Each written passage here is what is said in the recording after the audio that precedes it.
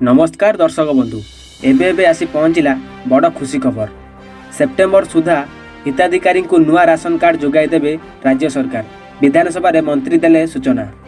एबे आसंतो जानिबा संपूर्ण खबर।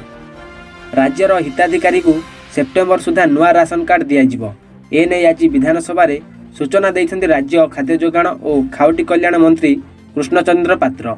आज विधानसभा रे मंत्री कहिसन्ति राज्य रे खाद्य सुरक्षा योजनार हिताधिकारी तथ्यावली को स्वच्छ और पारदर्शी करने उद्देश्य रे आधार भित्तिक ई-केवाईसी जांच प्रक्रिया चली।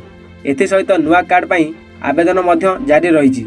यही प्रक्रिया शेष होगा पर सेप्टेम्बर सुधा हिताधिकारी को नुआ राशन कार्ड दिज्व।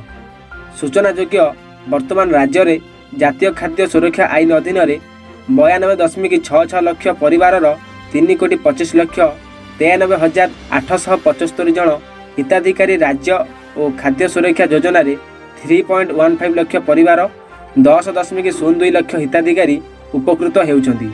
एबे एही दुईटी योजना रे शामिल हेया पई आहुरी 9 लक्ष आवेदन होईछि। नुआ हिताधिकारी चयन पई सरकार 12टी मानदंड और अयोग्यों को बाद देवा पई 10टी मानदंड निर्धारण करिसन्ति।